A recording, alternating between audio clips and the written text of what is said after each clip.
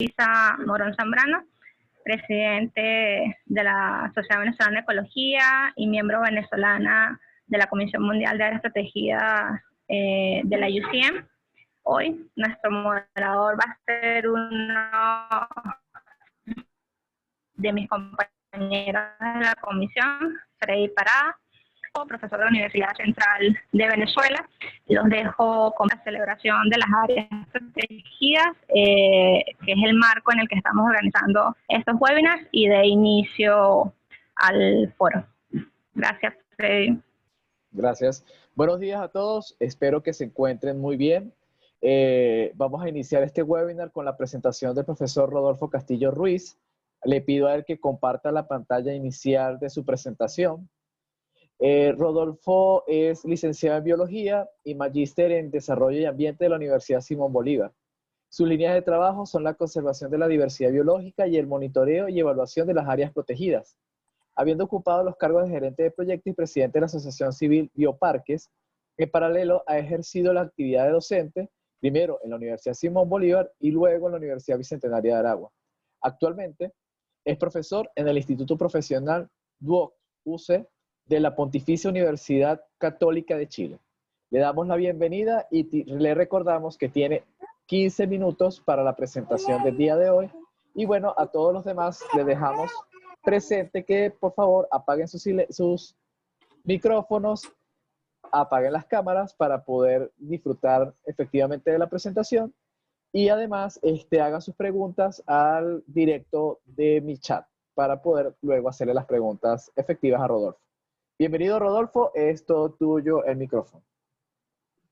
Ok, muy buenos días tengan todos. Muchas gracias a todos los organizadores de este evento, en particular al grupo del RELAC Joven, que ha estado motorizando esta iniciativa, ¿no?, dentro de este marco. Bien, entonces, gracias, Freddy, por esa presentación. Entonces, iniciamos con esta ponencia de la situación actual de las áreas protegidas terrestres al norte del río Orinoco, ¿no? Entonces, tenemos acá una visión rápida del sistema de áreas protegidas de Venezuela, que son diversas figuras que podríamos decir que son estrictamente áreas protegidas: Parque Nacional, Refugio de Fauna Silvestre, Reserva de Fauna Silvestre, Reserva de Biosfera, Monumento Natural. Fundamentalmente ese, ¿no? Aquí se señala también parques de áreas marinas. 43 se señala acá, pero tengamos en cuenta que se decretó también el Parque Nacional Caura como el número 44 dentro de este sistema de áreas protegidas de Venezuela. Entonces, yo quiero destacar un aspecto conceptual, ¿no?, al hablar acá de la situación de las áreas protegidas al norte del Orinoco, que va a ser el enfoque de mi charla, de mi ponencia, y que son los tipos de metodologías de monitoreo y evaluación de un área protegida. Y quiero destacar este aspecto conceptual, dado que estamos hablando de una metodología de trabajo, una metodología científica, sistemática, toda una serie de procesos que implica el uso de indicadores, en algunos casos índices. Hay dos tipos de metodologías: la evaluación de estatus, que involucra la medición o caracterización de un grupo de indicadores que dan un panorama general de la situación del área protegida en un momento determinado. Okay, hay que tener en cuenta en eso. La evaluación de estatus es como tomar una fotografía de esa área y hacer una descripción de la situación en ese momento. Hay otro tipo de metodologías que son la evaluación de la efectividad del manejo, que es una medida de cómo el área protegida está siendo manejada en cuanto al grado en que está protegiendo sus recursos y alcanzando sus objetivos de conservación. Entonces, hago esa acotación porque parte del trabajo que yo he venido realizando se basa fundamentalmente en la primera metodología, que es la evaluación de estatus. Entonces, reitero, digamos, la base científica de estos procedimientos. No se trata de hacer, digamos, críticas, sino justamente de buscar un proceso de mejora continua dentro de lo que son los ciclos de planificación y manejo de las áreas protegidas. Entonces, diversas evaluaciones se han realizado en el país con una mirada al sistema. Ya el profesor Carlos Rivero Blanco nos adelantó en el webinar pasado parte de estos elementos, que son los parques nacionales en peligro del año 2001, un trabajo de Imparques y su empresa consultora, La evaluación del sistema de Parques Nacionales de Venezuela, no, esto fue en el año 90, que hay un error. En 1990 fue esta. Y la otra, la evaluación del sistema de Parques Nacionales de Venezuela en el 2001. ¿Okay? Con metodologías bastante similares, con la participación de Carlos Rivero Blanco, en ese caso. Otras iniciativas realizadas son la del semáforo conservacionista de los parques nacionales, realizado por Vitali en el 2001, y otro importante donde yo he tenido participación es el programa Observadores de Parques, realizado en este periodo de tiempo, fundamentalmente en 1998-2012, ¿no? Se inició en la Sociedad Conservacionista Audubon de Venezuela, luego fue llevado por Bioparques, todo dentro del marco de la iniciativa ParkWatch, ¿no? Que se podía traducir como observadores de parques. Entonces, ¿qué hemos visto, no? ¿Qué hemos visto acá en este tiempo, no? Las amenazas históricas detectadas a través de la metodología de observadores de parques, y me voy a enfocar fundamentalmente en donde hemos recopilado datos y veremos también una mirada, por supuesto, a la actualidad de esa situación para el sistema en general. Entonces, de 33 parques que tenemos entonces al norte del río Orinoco, se han recopilado datos de 16 parques, que son estos que están acá mencionados. Parques terrestres, ¿no? Que es el enfoque acá de la ponencia, parques terrestres. Y en cuanto a monumentos naturales, 17 están al norte del Orinoco, de los cuales entonces 4 han sido evaluados dentro de esta metodología. De manera que los hallazgos no se trata de algo al azar. Se trata de una metodología aplicada de caracterización y uso de indicadores. Entonces, ¿cuáles son esas amenazas históricas detectadas a través de la metodología de observadores de parques, de esa iniciativa de ParkWatch?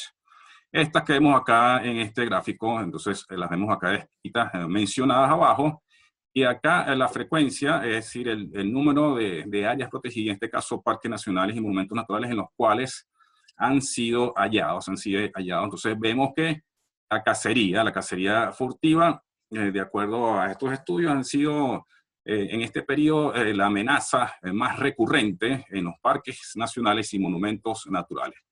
Le sigue lo que es la incidencia de los incendios forestales, sobre todo en la época de sequía fundamentalmente que suceden, o incendios de vegetación, como sería quizás el término más correcto de utilizar, incendios de vegetación, porque muchas veces es sabana lo que se está quemando acá. Luego tenemos invasiones humanas. Esto se refiere al crecimiento de poblaciones que están dentro de los parques nacionales o en las adyacencias de los parques nacionales. Tenemos a las otras amenazas, son la agricultura y la ganadería, igualmente dentro o fuera de los parques nacionales y monumentos naturales. Y también tenemos entonces lo que es la extracción de madera y productos no maderables.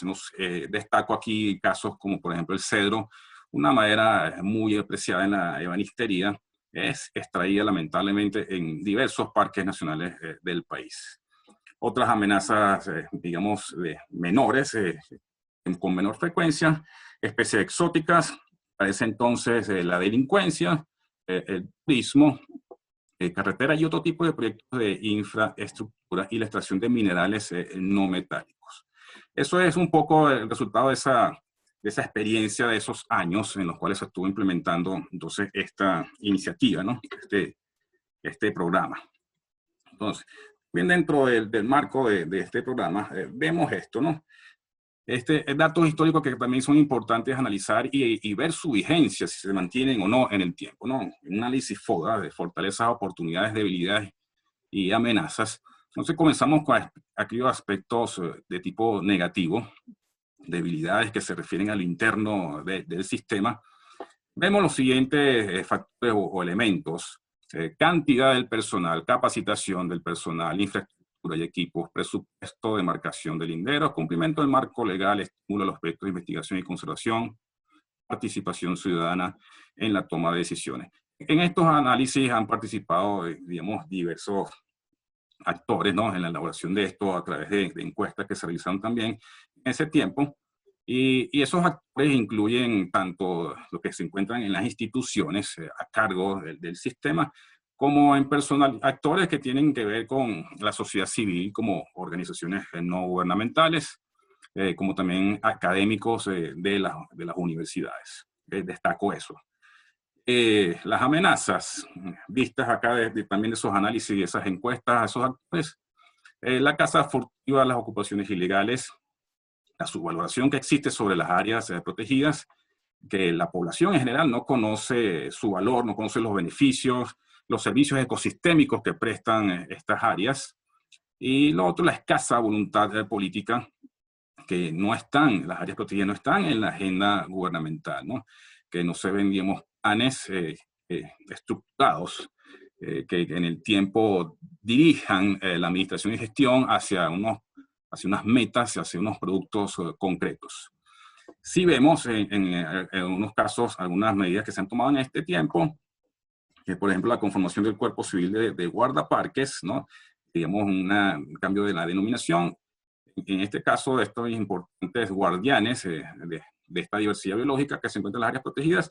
Y tenemos lo que son los cuerpos de bomberos forestales, esto a raíz de la reforma de la ley del ejercicio de la profesión del bombero en el año 2002, se dio esta figura de profesionalización a los llamados tragahumos o los combatientes de las brigadas contra incendios del Instituto Nacional de Destaco esos aspectos como algunos avances dentro de, digamos, esas debilidades de la capacitación que se han detectado en estos años. Ok, ahí se me fue. Ok. Bueno, entonces digamos, con aquellos aspectos positivos, okay, dentro de este análisis FODA, las fortalezas, que son las de carácter interno, se consideran como fortalezas el diseño de las áreas protegidas, o sea, el diseño, digamos, individual, el tamaño que tiene cada una de ellas, el abarcar los ecosistemas correspondientes, etcétera, diversos criterios que han tenido los actores para dar esta respuesta. Superficie total del sistema que supera lo que en aquel momento era el 10%, que eran las recomendaciones de la UICN en aquel momento, en la década de los 90. Entonces, ya hoy en día, dentro del Convenio de Diversidad Biológica, en las metas de Aichi, se habla de 17%, estamos dentro de eso. Los PORU, que son los planes de ordenamiento y reglamento de usos existentes, que si bien deben revisarse cada 5 años, existen para buena parte de los importantes parques del país. Representatividad de los ecosistemas del país, ampliamente representados los ecosistemas. Vocación del personal de guardaparques, es algo que yo también destaco mucho en las investigaciones en campo. Amplio marco legal y regulatorio, así como bases legales para futuros planes de conservación, planes que pueden ser de carácter sistémico, con una mirada al sistema, que es lo que también parte de lo que hace falta. Oportunidades, aquellos factores de carácter externos al sistema o a las instituciones que manejan las áreas protegidas. Tenemos una sociedad civil dispuesta a participar activa y protagónicamente dentro de lo que es la gestión, la administración, el manejo, la conservación en general, la protección de la diversidad biológica de estas áreas. La protección de los recursos biológicos, un objetivo el cual permitiría captar muchos fondos, y de hecho ha captado fondos en varios momentos de la historia del sistema, incluyendo fondos del Banco Mundial. Lo que es la investigación, el turismo, la educación, por los actores que involucran en cada una de estas actividades. Esto se realiza ordinariamente en las áreas protegidas y podemos tener todavía una mayor participación de estos actores en la protección. Y también, ¿por qué no?, en el manejo, su participación en el manejo y en la toma de decisiones de las áreas protegidas, ¿no? Hacia allá debemos avanzar. Las amenazas, ayer y hoy. Entonces, si bien estamos viendo datos históricos recopilados en el periodo mencionado, ¿cómo estamos hoy en día frente a esos escenarios del pasado? Los incendios forestales siguen ocurriendo en el país. Hemos profesionalizado ciertamente, digamos, el recurso humano, el capital humano encargado de su combate. ¿Cómo estamos en cuanto a dotación de equipos? Cuando vemos que un incendio dura 72 horas, algo está pasando allí. ¿Qué medidas hace falta tomar? ¿Qué equipamiento requiere adicional para esta labor? Esto sucedió este año, son noticias que vemos de este año. Hay países que dedican presupuesto para la adquisición de helicópteros dedicados exclusivamente para el combate de incendios de vegetación. Justamente Chile es un ejemplo de eso. 2 helicópteros fueron adquiridos el año pasado para esta labor, ¿no? Un ejemplo de medidas que se pueden tomar. Y estas amenazas, invasiones de agricultura y ganadería, y lo que es la delincuencia, el tiempo más bien se observa una tendencia, de acuerdo al examen de un dossier histórico de qué es lo que sucede, las noticias alrededor de las áreas protegidas.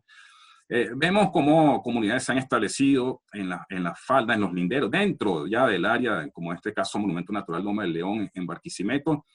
¿Cómo se hace en esos casos si ya tenemos población viviendo allí? Guatoco fue en su momento un ejemplo de cómo se saneó un parque con la finalidad de garantizar también abastecer agua a la ciudad de Caracas.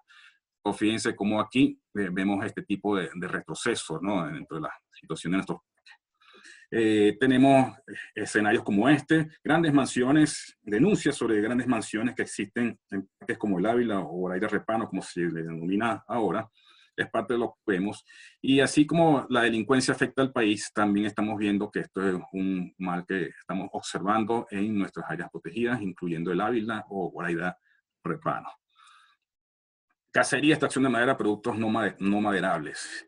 Eso es una situación que igualmente se mantiene en el tiempo, porque no vemos una toma efectiva de medidas al respecto, más bien vemos cómo la situación actual de escasez de gas está llevando a la población a utilizar leña. Entonces, vemos muchas veces la población puede ver esos grandes espacios verdes, no como un espacio de conservación, sino como una reserva de leña.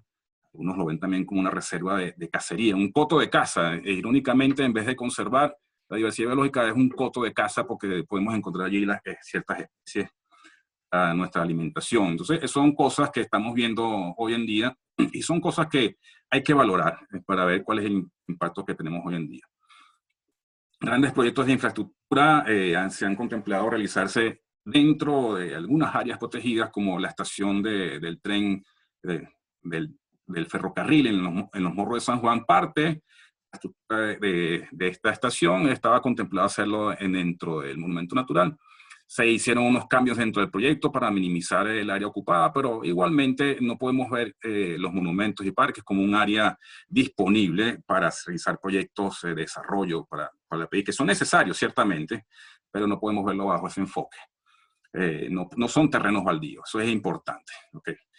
Proyectos extractivos, tenemos casos como la extracción de petróleo, proyectos petrolíferos de la faja del Orinoco. Tenemos el bloque Boyacá, adyacente, colindante con el Parque Nacional Aguaro-Guariquito. Ahorita con la situación que atraviesa nuestra principal industria petrolera, estos proyectos quizás están un poco analizados, pero está latente eso allí, está ese escenario, porque ese es parte de los planes que existen en el país. Tenemos otro tipo de proyectos productivos, como en la Reserva de Fauna Silvestre de Huetizau, que está esto en Falcón, y aquí roba un espacio a los marinos, pero es necesario hacer esta referencia. Camaronera existente dentro del área del refugio, que es algo que es incompatible con los objetivos que posee.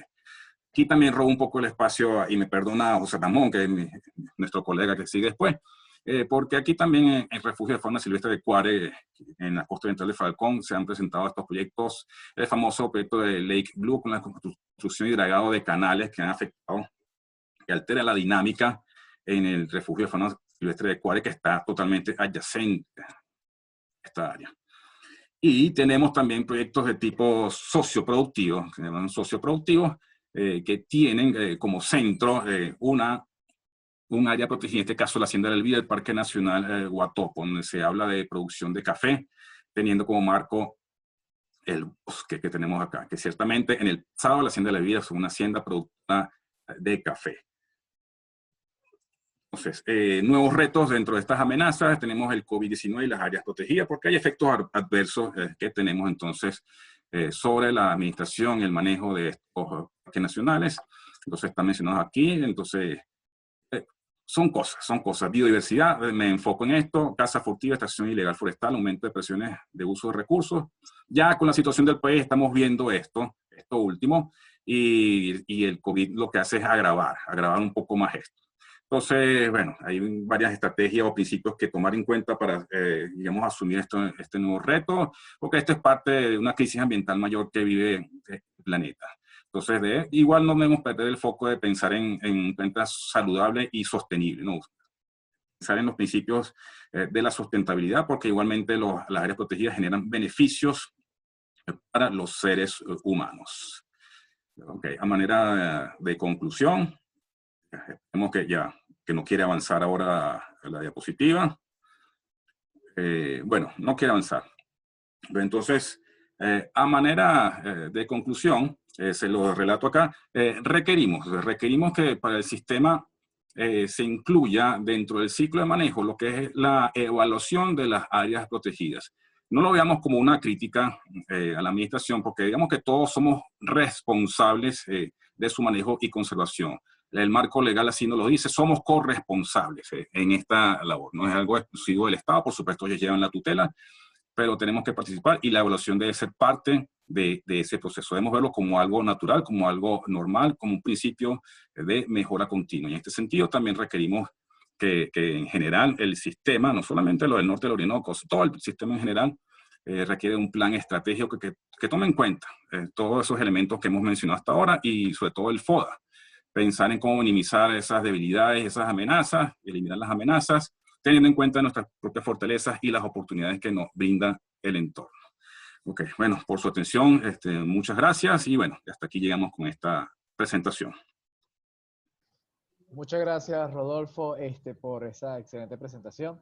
Yo sé que el tiempo a veces es corto para poder hablar de toda la situación de las áreas protegidas, pero bueno, en aras de disfrutar y de llevar una concienciación del tema, hacemos lo posible por resumir lo más que se puede esta conversación. Bueno, vamos preparando ahora la presentación de Vilisa Morón, pero antes quiero conversarles que esta actividad está en el marco del Día Latinoamericano y Caribeño de las Áreas Protegidas, que a partir del tercer CAPLAC, el Congreso Latinoamericano de Áreas Protegidas que se realizó en Lima, Perú, el año pasado, en el mes de octubre, se decidió que el 17 de octubre sería el Día Latinoamericano y Caribeño de las Áreas Protegidas. Y por tal motivo nosotros no queremos dejar de lado el tema de dejar de lado esta conversación y esta celebración, y entonces vamos participando en esta celebración, haciendo una actividad como un webinar de investigadores y profesionales que se preocupan del tema. Bueno, voy a dar ahora acceso a Vilisa. Voy a colocar su presentación.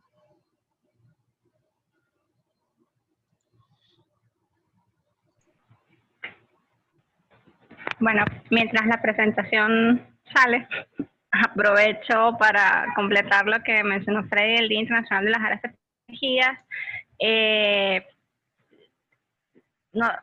Los que estamos organizando somos miembros de la Comisión Mundial de Áreas Protegidas de la UCN.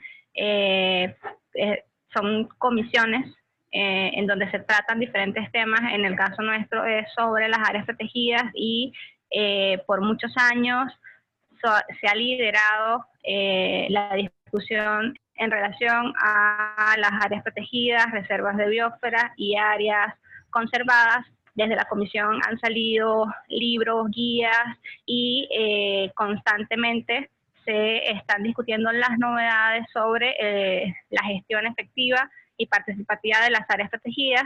En Venezuela somos alrededor de 30 miembros y a nivel mundial son cientos de miembros que estamos conectados a través de esta red, de esta comisión, que es una comisión voluntaria. Y junto a los miembros de la Comisión de Áreas Protegidas y en alianza de la SB que decidimos organizar esta serie de webinars. El primero lo tuvimos el viernes pasado, donde hablamos de los inicios de las áreas protegidas en Venezuela, hablamos de quiénes fueron sus personajes, los personajes que dieron lugar a las áreas protegidas como las conocemos hoy en día, cuál fue la visión de la planificación y algunos casos de gestión. Mañana pues vamos a continuar con la presentación. Ya veo que está mi presentación en pantalla. Ok, bueno, Vilisa, ya está lista tu presentación. Voy a presentarte para que des inicio. Bueno, Vilisa Morón Zambrano, que nos acompaña, ella es Magister Sciensiorum, ella es investigadora en el área de conservación y ecología del paisaje, enfocada en las áreas naturales protegidas y la gestión ambiental. Actualmente es la presidenta de la Sociedad Venezolana de Ecología desde el 2016 hasta hoy en día. Es punto focal para Sudamérica de los jóvenes profesionales del CEMAP-UISN y fundadora del movimiento ambiental Todos por el Futuro y coordinadora de la iniciativa Una Mirada al Soberbio Sur del Orinoco. Bueno, Vilisa, es todo tuyo y empezamos la presentación. Recuerda que tienes 15 minutos para ello. Vale, gracias, Freddy. Bueno, aprovecho que estamos acá para comentarles que estamos trabajando en la segunda edición de la segunda edición especial de Una Mirada al Soberbio Sur del Orinoco en alianza con Explora y Provita. Pronto esperamos sacarla y puedan seguir recorriendo las amenazas y sus oportunidades de la mano de diferentes actores que hacen vida al sur del Orinoco. La siguiente es... Bueno, sé que hay como un retraso, voy a ir hablando y lo van a ir viendo en pantalla cuando aparezca. Lo primero que quería mostrarles era esta evaluación que se hizo a nivel mundial con imágenes satelitales desde los años 2000 al 2013, en donde se estimó cuáles eran los paisajes de bosques intactos a nivel mundial y pudieron estimar cuál ha sido el cambio, cuál ha sido la reducción de estos paisajes boscosos intactos en este periodo del 2000 al 2013, que van a ser los puntitos que ven en rojo en el mapa, y ven cómo el sur de Venezuela aparece bastante verde, ¿no? En apariencia con un paisaje boscoso bastante amplio y conectado. Y bueno, ¿a qué debemos esta conectividad que aún tenemos al sur del Orinoco? La siguiente lámina, Freddy, porfa. Al sur del Orinoco tenemos decretados 27 monumentos naturales, 8 parques nacionales, un refugio de fauna silvestre y una reserva de fauna silvestre. Entre los parques nacionales emblemáticos tenemos al Parque Nacional Canaima, al sureste del estado Bolívar. Tenemos en Amazonas al Parima Tapirapecó y al Parque Nacional Serranía La Neblina, que junto al Parque Dula Neblina en Brasil fue una de las primeras áreas transfronterizas que garantizaba y se pensó en función de conectar los paisajes, de conectar en este caso un sistema tan importante como es el sistema amazónico y los tepuyes. Otra de las áreas protegidas interesantes que tenemos acá entre Bolívar y Amazonas, entre estos estados compartidos, está el Monumento Natural Sierra Maigualida y el Monumento Natural Cerro Yutaje Corocoro. Entonces, bueno, estas áreas protegidas le han brindado protección a estos espacios naturales que son de gran importancia ecológica, en donde está contenida, está protegida las mayores reservas de agua del país, el potencial hidroeléctrico del país, y sobre todo tenemos una riqueza cultural en más de 27 etnias que hacen vida y que son los ancestros, los que han estado por años en este territorio. No lo han reflejado en el mapa, pero tenemos 2 reservas de biosfera. Las reservas de biosfera no son áreas protegidas estrictas, ¿no? Siguiendo los estándares internacionales de categorización. Las reservas de biosfera pueden tener áreas protegidas dentro, como es el caso de la reserva de biosfera Alto Orinoco Caciquiare, que está en la patita de Amazonas, y dentro de ella tenemos al Parima Tapirapecó, a la Neblina, y la siguiente slide. Yo lo que voy a hacer, las amenazas históricas y actuales de las áreas protegidas al sur del Orinoco. No es una evaluación como realizó Parwax por muchos años en Venezuela, la que presentó Roto Castillo, ni la evaluación que presentó el profesor Carlos Rivero Blanco el viernes, lo que quiero es mostrarles la realidad al sur del Orinoco. Y bueno, la primera problemática que conseguimos al sur del Orinoco es una superposición de figuras. Lo más emblemático y que nos preocupa a todos los especialistas, activistas ambientales y a todos los venezolanos al sur del Orinoco es la poligonal del arco minero del Orinoco, que se superpone en algunos fragmentos con áreas como el Parque Nacional El Caura y preocupa su gran extensión en un área que tiene tanta relevancia ecológica y relevancia cultural, como ya mencionamos, y que desde el 2006 que fue decretado, promovido es la minería y ha sido la representación máxima de una política nacional extractivista, en donde vemos a nivel nacional cómo se está promoviendo la extracción de oro en los Andes, la extracción de también no metálicos como arenas, donde se da a las gobernaciones espacios al sur del Orinoco para que extraigan oro y se financien así, entre comillas, los estados.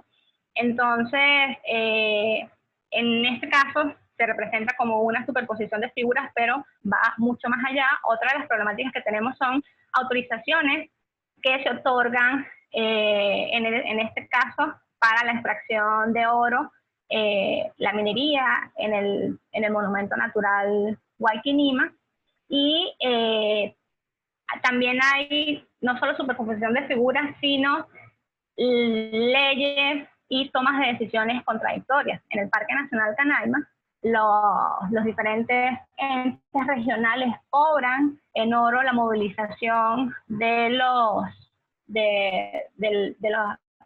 personas, de los ciudadanos, de la comunidad Pemón dentro del Parque Nacional Canaima. ¿Y cómo cobras en oro? Básicamente estás diciendo, bueno, para que me puedas pagar en oro tienes que hacer minería dentro del Parque Nacional Canaima. La siguiente, una amenaza histórica que tal vez no tiene una huella tan evidente como la minería, pero que a lo largo del tiempo en ciertas zonas del sur del Orinoco ha representado una amenaza, es la tal y quema con fines agropecuarios. El problema, como a nivel nacional tenemos con las áreas protegidas y con el seguimiento de nuestros recursos, es que no está el seguimiento y la cuantificación de los impactos. Sabemos que ocurren, hay diferentes estudios en pequeñas localidades, pero no se puede el verdadero efecto de las diferentes actividades. Pero, por ejemplo, en el Parque Nacional Canaima tenemos que ha habido cambios de uso sin planificación ni control. Esto ha erosionado el suelo y también impacta sobre la sedimentación de los ríos y por ende al régimen hidráulico. Recordemos además que estos suelos del Parque Nacional Canaima no son suelos ricos, son suelos ácidos. Lo que siembra no va a alimentar de la mejor manera a los diferentes rumiantes que puedas tener creciendo. Y sobre todo, lo que ha habido en el Parque Nacional Canaima es que se han cambiado los patrones de uso y de convivencia de las comunidades indígenas, se han concentrado las comunidades, entonces claro, el efecto de sus prácticas ancestrales se ha intensificado. Además, en algunos de los pocos indicadores que se tiene información es con respecto a los incendios de vegetación, que en los anuarios forestales se han estimado, ¿no? Se tiene alguna información de lo que ocurre en los diferentes parques, y uno de ellos es el Parque Nacional Canaima, donde para el 2014 se cuantificó que se incendiaron unas 2.267 hectáreas y 1.100 para el 2006, la siguiente.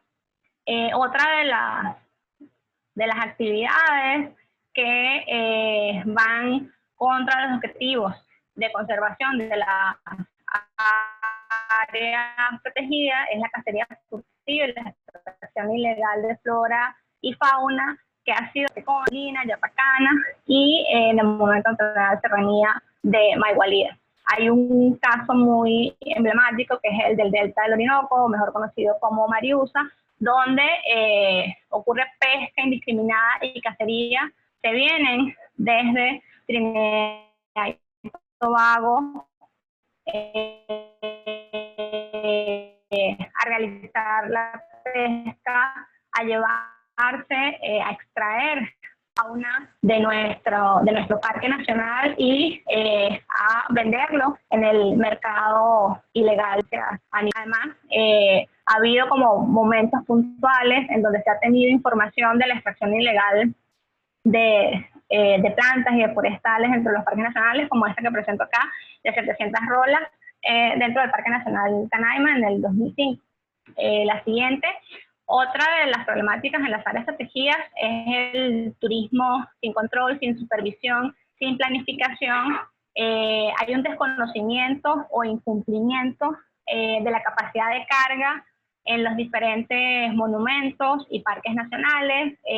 Además, hay la realización de expediciones, ya sea turísticas, científicas, pseudocientíficas, de aventura, que se realizan sin permisos, por la burocracia, porque las personas saben que nadie les va a decir nada porque no hay suficiente personal en áreas de gran tamaño como son las del sur del Orinoco, y la falta de valores y educación sobre la relevancia, sobre cómo es importante para todos los ciudadanos el respeto, la protección, el resguardo de estos lugares. Entonces se originan problemas como en la cima del Tepuy Roraima, en donde se han encontrado alrededor de 17 especies invasoras, incluyendo tomates y papas. Además, también se han hecho estudios donde han detectado bacterias de origen humano en los diferentes pozos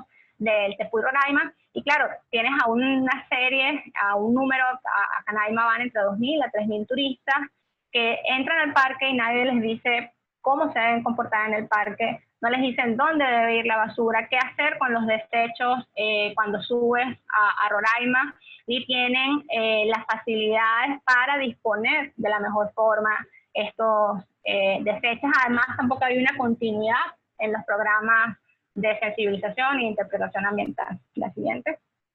El cambio climático es una de las problemáticas actuales que está más en boga. Sin embargo, al sur de Orinoco es poca la información científica, el levantamiento de datos para poder aproximarnos, para poder tener una idea y ver cuál es el efecto en los diferentes monumentos y parques nacionales. Uno de los pocos trabajos que hay al sur de Orinoco fue con unos modelos en donde se hicieron escenarios en que la temperatura aumentaba de 2 a 4 grados centígrados y estimaron una pérdida de especies vegetales del 8 al 33% de las especies que están sobre los tepuyes en estos dos escenarios. También hay un trabajo súper interesante, mucho más reciente, de Bevilacqua, en donde están aprovechando el conocimiento del territorio de los yecuanas para ver cómo perciben ellos el cambio climático, y entonces el pueblo yecuana habla de que ha evidenciado disminución de las lluvias, incremento de la temperatura, que hay cambios en las épocas de inundación y sequías, tienen incertidumbre ahora de predecir el clima, que es tan importante para ellos, para el desarrollo de los conucos y la planificación del día a día en sus comunidades, y también tienen otros indicadores, aprovechando el conocimiento de los yecuanas, que va relacionado más con indicadores biológicos como la fenología de las plantas o los movimientos que ha habido de aves de un tipo de bosque a otro, una altitud a otra, y de insectos. La siguiente. Y bueno, en esta lámina estoy utilizando los puntos de minería que son descargables de libre acceso en la plataforma, en el geoportal del Sistema Geológico de los Estados Unidos. Van a ver en rojo los que son yacimientos, como en azulito, en donde hubo producción minera antigua, Los amarillos son plantas que existen y los negros son los sitios que están en producción actualmente. Y vemos cómo estos puntos se diseminan en todo el sur de Orinoco, tanto dentro como fuera de parques nacionales, monumentos naturales. Organizaciones como Guatániva han hecho estudios en toda la región. También SOS Orinoco se ha enfocado en diferentes áreas protegidas dentro del Parque Nacional Canaima, en un proyecto que yo participé con Pulitzer y que tenía la información de SOS Orinoco. Logramos levantar, actualizar la extracción minera dentro del Parque Nacional Canaima. Cuantificamos 1.033 hectáreas de extracción dentro y en las adyacencias del Parque Nacional Canaima, realizado en el territorio Pemón. El Parque Nacional Serranía de la Neblina, SOS Orinoco estimó más de 50 hectáreas. En el Cerro Aracamuni también se conoce que hay extracción minera en Hachimú. En el Parque Nacional de Apacana, SOS Orinoco estimó más de 2.300 hectáreas de minería que está siendo realizada por disidencias de la FARC en anuencia de las autoridades militares y ambientales. En el Monumento Natural Huayquinima hay más de 2.000 hectáreas dentro y en las adyacencias del monumento con el río La Paragua, y las estimaciones son de más de 47.000 hectáreas impactadas por minería, que se traduce en ríos contaminados, en peces contaminados, en ríos sedimentados, en pérdida de bosques que son únicos en sitios donde la extracción minera reduce la posibilidad de regeneración de estos bosques que son tan diversos y que les ha tomado tantos años de evolución ser lo que es hoy en día.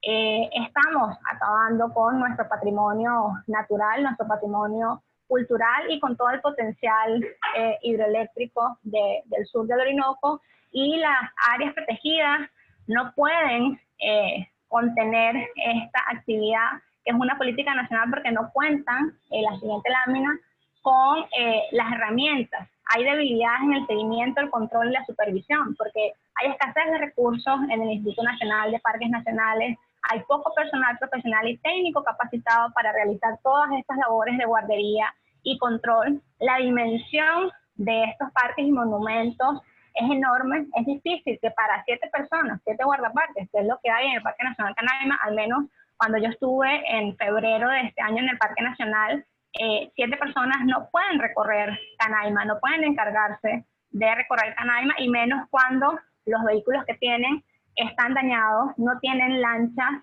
no tienen cómo movilizarse en el parque, y solo pueden actuar a donde les es posible llegar. Además, no se cuenta con registros cuantificables de los daños que se ha ocasionado en los bosques de la región, más allá de lo que se puede estimar con las imágenes satelitales. La información sobre la biodiversidad es parcial. Entonces, estamos perdiendo y no sabemos qué es lo que estamos perdiendo, cosa que es mucho más preocupante. La siguiente. Y otra de las agravantes ante esta situación, ante las diferentes amenazas que tienen los parques, ante los problemas estructurales para una gestión efectiva y participativa, es que no hay una coordinación entre las instituciones. Los diferentes ministerios están poco articulados para que desarrollen actividades cónsonas, desarrollen actividades integrales que vayan con la lógica, la planificación y el ordenamiento, y donde faciliten la realización de actividades para el disfrute de estos espacios, para el aprovechamiento sostenible de estos espacios, y sobre todo para el conocimiento y la educación sobre estos espacios. Vemos cómo en el Ministerio del Turismo se promueve actividades sin consultar, sin tener la luz verde o el apoyo de las autoridades ambientales. Hay un exceso de burocracia, entonces tienes que pedir permiso en todos lados y al final nunca te lo dan porque se traspapeló y cuando te lo dan, pues buenísimo, pero te lo dan al año, ¿no? Ya después de que el presupuesto se te volvió sal y agua. Además, no hay bases de datos compartidas, no hay proyectos, la continuidad de los proyectos es muy difícil por esta desarticulación, además de lo difícil que en los últimos 5 años ha sido realizar trabajos de campo al sur de Orinoco por los costos del combustible, por la violencia, por la inseguridad que propician los diferentes grupos delictivos que están a cargo de las minas, ya sean grupos guerrilleros colombianos, ya sean los garimpos brasileros o los mismos delincuentes venezolanos que están apoderados de esta zona. Un proyecto hermoso que está a nivel nacional, que es uno de los proyectos de mayor número de años que se realizan en Latinoamérica, está a riesgo de perderse porque no se ha podido seguir asistiendo a las diferentes zonas de muestreo, tanto al sur como al norte del Orinoco. Pueden leer el artículo de Vilanova en su blog sobre 50 años de bosques tropicales en Venezuela, donde es posible perderse toda la información y la continuidad de este proyecto. Entonces, bueno, muchas gracias por su atención. Muchas gracias, Vilisa, por tu presentación. Muy interesante conocer la realidad ahora del sur del Orinoco. Y bueno, es importante en este momento de las áreas protegidas, del Día de las Áreas Protegidas, tener una realidad de nuestro país. Nosotros, como miembros jóvenes, Vilisa y mi persona, de la CEMAP, estamos trabajando actualmente en una organización que se llama Relat Joven, que surgió justamente en el tercer CAPLAT, y está articulando los liderazgos jóvenes de diferentes personas o diferentes miembros del CEMAP que se encuentran en toda Latinoamérica y el Caribe.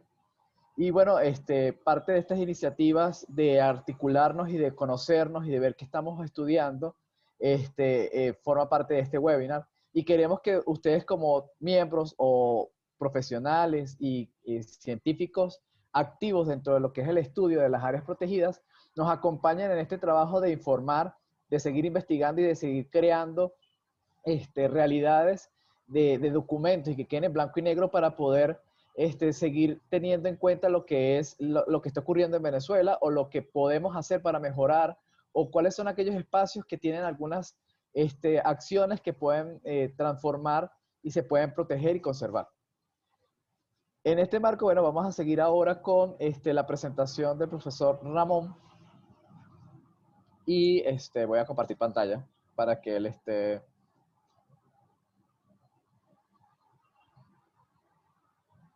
en la presentación.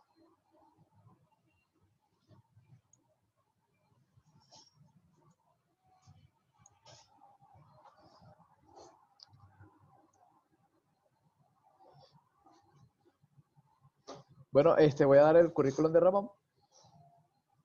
José Ramón Delgado es oceanógrafo de Brasil, graduado en Brasil en 1983. No debería decir los años, ¿verdad, José Ramón? Coordinador del proyecto de conservación Manatí entre 1987 y 1998. Planificador de parques nacionales entre 1989 y 1991. Coordinador del programa de capacitación de guardaparques y parques en 1992. Es oficial encargado del programa SPAUPAC UNEP de 1994 a 1995, autor del Diccionario del Mar Venezolano en 1998, fundador y el primer director del áreas marino-costeras del Ministerio de Ambiente entre 1999 y 2001, corredactor de la Ley de Zonas Costeras en 2001, miembro fundador y director ejecutivo de la Fundación Caribe Sur. Bueno, bienvenido, José Ramón. Es un placer tenerte con nosotros. Gracias, Freddy. Un saludo a todos. No sé si el micrófono está ya, ok, ya está conectado. Gracias. Bueno, disculpe si se me sale la emotividad, que sería muy entendible en los momentos que estamos viviendo, ¿no? Arriba. Yo hoy voy a hablar sobre las áreas marinas protegidas en Venezuela. Antes de iniciar, quiero decirles que la Fundación Caribe Sur es una organización venezolana de ámbito regional que trabaja por la conservación del patrimonio natural y cultural de la zona costera de la región. Y que desde el 2004 ha impulsado la idea de establecer unidades de conservación en el Caribe Sur con énfasis en las islas, los ecosistemas menos representados en el universo de las áreas protegidas. Próximo, por favor. Las áreas marinas protegidas son áreas marinas y espacios terrestres o insulares que albergan ecosistemas que deben protegerse de la alteración provocada por la explotación o la ocupación humana, con el fin de conservar la biodiversidad. En ellas se protegen especies de plantas y animales o hábitats de interés biológico, educativo y paisajista, donde se permite la realización de actividades recreativas, turísticas y educativas, así como la investigación científica. Próximo, por favor. Desde 1972, cuando Venezuela decretó su primera área marina protegida, se establecieron una serie de áreas protegidas en ecosistemas marino-costeros a lo largo del Caribe venezolano. De las 21 categorías de ABRAE que existen, solo 4 categorías específicas pueden considerarse verdaderas áreas protegidas, o sea, que persiguen fines estrictamente protectores y de conservación de la biodiversidad. En la zona marino-costera de Venezuela existen hasta el momento 92 ABRAE agrupadas en 19 de esas categorías. De estas, solo 14 son parques nacionales, 4 monumentos naturales, 4 refugios de fauna silvestre, 5 reservas de fauna y 3 reservas forestales, para un total de 30, de las cuales apenas 5 no incluyen áreas marinas en su nivel. Es obvio que en el proceso evolutivo del pensamiento conservacionista el mar llegó después y aún lo marino no se consolida. Pero ahí vamos. Próximo, por favor. En el marco de la expansión del sistema de áreas protegidas, iniciada en los años 80, se designaron nuevas áreas marino-costeras, ampliando la cobertura hacia el Océano Atlántico, incluyendo la declaratoria en 1991 de los parques nacionales Mariusa y Turuépano y la Reserva de Biosfera Delta del Orinoco. Es interesante señalar que 2 referentes mundiales de la historia de las áreas marinas protegidas, Estados Unidos y Australia, crearon sus primeras áreas marinas en 1975. Felizmente en Venezuela siempre ha existido visionarios y hemos tenido mucha suerte por haber compartido tiempo de vida con algunos de ellos. Gente de ciencia, diplomáticos, sabios incluso, y sobre todo gente pragmática, verdaderos próceres civiles como los que propusieron la creación del Parque Nacional Los Roques, nuestro primer parque nacional marino en 1972. Próximo, por favor. Los diagnósticos de las áreas marinas protegidas en Venezuela están vinculados al desarrollo de las ciencias naturales, especialmente la biología marina, la biología pesquera y la oceanografía. Por eso es importante conocer lo que se ha hecho. Una recomendación para las nuevas generaciones interesadas es que revisen la historia y aprendan de las experiencias del pasado. Venezuela es un país nuevo, con una historia reciente, y que desafortunadamente nos tocará volver a construir una parte importante de nuestra institucionalidad. Que ya existen bases sobre las cuales construir lo que vendrá. Además de la extensa cantidad de artículos, papers, tesis de grado, posgrado y doctorado que se han generado en Venezuela, también hay algunos clásicos que deben ser lectura obligada. Quizás conozcan algunos de los que están en la imagen.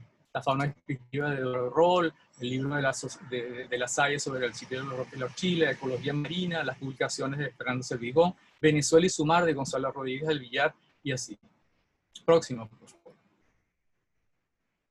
Sin temor a exagerar, podemos decir que el desarrollo de las ciencias del mar y la conservación en Venezuela es una historia que la podemos resumir en un par de imágenes. Entre los años 60 y 70 iniciaron sus actividades las instituciones que marcaron la pauta para adquirir el conocimiento acerca del mar y nuestros recursos. Un mar que, gracias a la posición de Isla de Aves, hoy refugio de fauna, nos concede soberanía sobre una parte importante del mar Caribe. Nuestro país fue sede de la tercera conferencia de las Naciones Unidas sobre el Derecho del Mar, la CONVEMAR, en 1974, cuando Venezuela comienza a tener conciencia de su territorio marítimo. Sin embargo, hoy no existen ni el Instituto Oceanográfico de Venezuela ni la Fundación Científica Los Roques, que eran 2 instituciones claves muy importantes para el conocimiento de nuestro mar. Rápidamente, desde el 57 para acá, comienza la historia de las ciencias del mar en Venezuela. Próximo, por favor. Desde 2009 se han celebrado 5 simposios de áreas naturales protegidas consecutivos y organizados en el marco de los congresos venezolanos de ecología. Quizás se me escapan algunas cosas, pero la realidad es que en 2021 iniciamos la década del océano, decretada por las Naciones Unidas, sin 2 de nuestras instituciones que han generado gran parte de la información que nos ha traído hasta aquí. Y además, no tenemos una flota oceanográfica a la altura de lo que necesitamos. Pero esto vamos a hablar un poco más de detalle a continuación. Próximo, por favor. La conectividad ecológica es un proceso que consiste en el movimiento de poblaciones, individuos, flujos genéticos, de materia y energía entre poblaciones, comunidades y ecosistemas. Por ejemplo, un pez que vive como juvenil en manglares, que luego migra a lechos de pastos marinos y luego a los arrecifes de coral cercanos. Ya adulto proporciona conectividad marina entre estos distintos algas. Recuerden que en el Caribe Sur las corrientes van de este a oeste. Próximo, por favor. Gran parte de nuestra comprensión de la conectividad en áreas marinas se deriva del estudio de áreas terrestres, donde los procesos que crean la conectividad ecológica pueden ser fundamentalmente diferentes a los del océano. Pero en muchos casos ya se tienen los conocimientos suficientes para incorporarlo en el diseño y la gestión de las áreas protegidas. En 2014, Caribe Sur introdujo ante el Ministerio del Ambiente la propuesta para el Corredor Ecológico Marino Islas del Caribe Sur, que abarca la ecorregión insular, compuesta por la cadena de islas que va desde Curazao a La Orchila, y que constituyen una unidad fisiográfica con procesos oceanográficos interdependientes y con una clara identidad biológica. La propuesta del Corredor Ecológico Marino va a generar un gran espacio de conservación dentro de un esquema de conectividad ecológica bajo la figura de reserva de biosfera e incluye la declaratoria del Parque Nacional Archipiélago Las Aves y el refugio de fauna silvestre La Orchila. Próximo, por favor. La propuesta incluye algunas pautas y lineamientos para su reestructuración y manejo. El corredor, como entidad de gestión, implicaría un acuerdo bilateral entre 2 estados, bajo una visión de ordenamiento y manejo transfronterizo mutuamente convenido, constituyendo un laboratorio inédito para la conservación ambiental en el Caribe. Además de la creación de 2 nuevas áreas protegidas para Venezuela, esta iniciativa posee un importante potencial para ser incluida en la lista de Patrimonio Mundial de la UNESCO, lo que sería un paso significativo hacia la conservación y uso sostenible de la biodiversidad para nuestra ecorregión. Poco tiempo después de haberse presentado esa propuesta ante el Ministerio del Ambiente y ya con audiencia marcada con el ministerio fue eliminado. Seguimos. Próximo, por favor. El manejo de un área protegida se hace en base a 3 instrumentos principales: un plan de ordenamiento, un reglamento de uso y un plan de manejo, además de un mandato ejecutivo que le da a un organismo la responsabilidad de protegerla y administrarla. La base del manejo es el PORI, y su desarrollo está contemplado en la legislación a través de un proceso de consultas públicas. Y este detalle es interesante porque aun cuando existe un organismo encargado de la administración y manejo, el hecho de que los ciudadanos participemos en el proceso del PORI nos hace copartícipes en la conservación de un área protegida. Y esto es algo que tenemos que aprender a desarrollar, la participación ciudadana para la conservación del patrimonio natural. No es solo ejercer nuestro derecho a disfrutar de un paisaje protegido, sino también se trata de aprender a ejercer nuestro deber. No joder el parque y hacérselo saber al que lo esté haciendo, sobre todo si es el mismo bateador designado para protegerlo el que no está cumpliendo su deber. Próximo, por favor. Pero ¿qué pasa en el resto del mar y la zona costera? Los venezolanos no podemos vivir sin el mar, es parte integral de nuestra vida. El mar nos da alimento, transporte, diversión, esparcimiento. Los venezolanos amamos ese mar que nos conecta con la realidad caribeña. Y estoy seguro que todos en su casa están extrañando mucho ese mar, todos trancados como estamos. Sin embargo, todavía no conocemos el océano Atlántico, sobre el que también tenemos que ejercer soberanía, pero ese es otro cuento. No se puede decir que vivimos de espaldas al mar cuando hay tantos venezolanos cuyas vidas dependen de esta parte de nuestro territorio. Las principales limitaciones para un aprovechamiento y uso sustentable del mar son el régimen administrativo, las leyes, la autoridad, la investigación científica, el desarrollo tecnológico, la navegación. Recuerden que no tenemos una flota oceanográfica y Venezuela todavía no ha desarrollado una navegación costera y todas estas son áreas pendientes que tenemos que desarrollar. Próximo, por favor. Las áreas marinas próximas a la costa, lo que conocemos como litoral, constituye el espacio más apetecible del mar, tanto para el comercio como para la recreación. La mayoría de los países poseen programas de conservación que se ocupan de los recursos terrestres o bien de los recursos hídricos, pero muy pocos los manejan de manera unificada, mediante un programa de lo que se ha denominado manejo integrado de zona costera.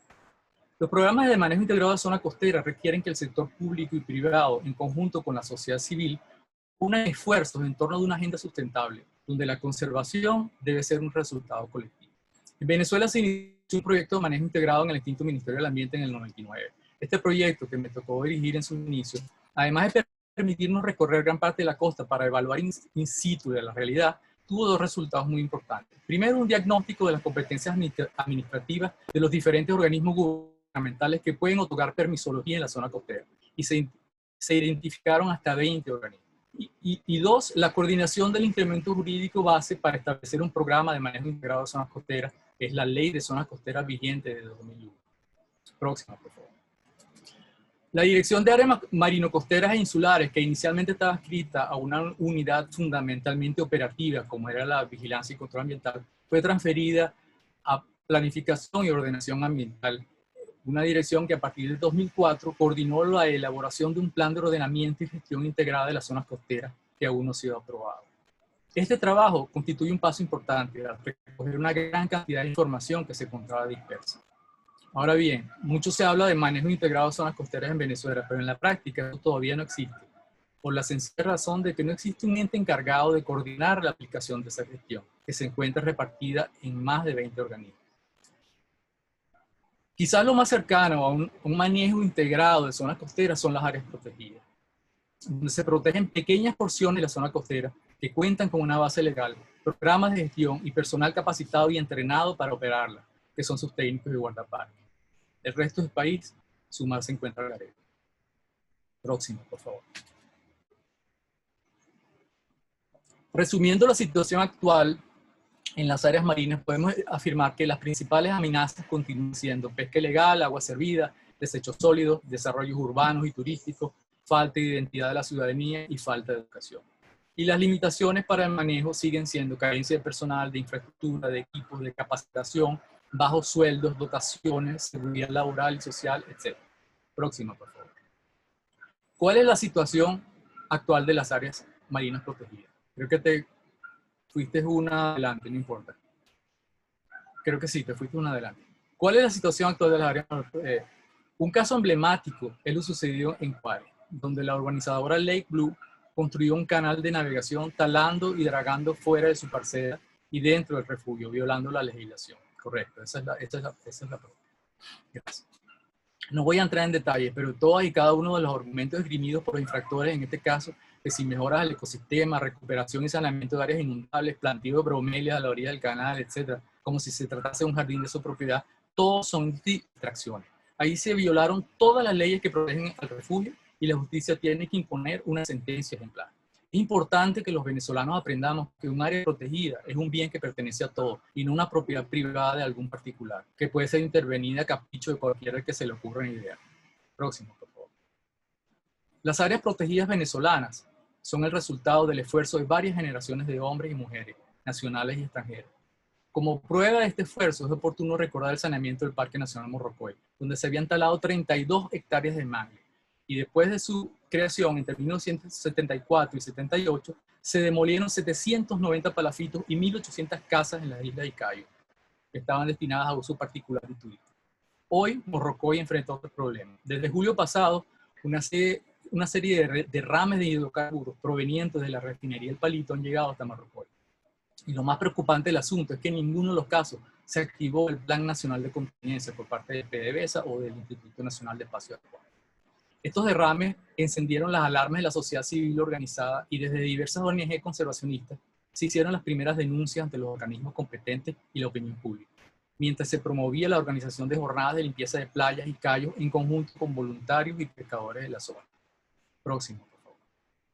Sin embargo, además del silencio de PDVSA, ha sorprendido la prohibición dictada por las autoridades de Imparque a representantes de la ONG y grupos de voluntarios de entrar a limpiar y evaluar los daños en los cayos dentro del parque, que son lugares de anidación de tortugas y aves marinas, así como importantes proveedores de servicios ecosistémicos asociados a la pesca. Antes de concluir, es importante mencionar que existe una responsabilidad nacional y existen los compromisos internacionales. Primero, nadie va a hacer nuestro trabajo. Los acuerdos internacionales son compromisos voluntarios asumidos por los países y que los países tienen la obligación de cumplir. Si los países no cumplen, a menos que sea un acuerdo vinculante, como es el caso de la conferencia, la CONVEMAR, de la cual Venezuela no es signataria, por lo cual no está obligada a cumplirlo, es un compromiso voluntario. Soberanía se ejerce con presencia, ciencia y manejo de áreas protegidas. La institucionalidad hay que volver a construirla. Borrocó y se saneó una vez con esfuerzo y determinación, y si es necesario, lo volveremos a hacer. Próximo. Con esto creo que culmino, y esta última lámina es para recordarnos que después de ellos vinimos nosotros, y después de nosotros seguramente vendrán otros. El esfuerzo que hagamos para dejar un mundo mejor, sin duda será apreciado por las generaciones futuras. Recuerden, en el mar todos vivimos aguas abajo de alguien más y todos bajo un mismo cielo. Muchas gracias por la oportunidad.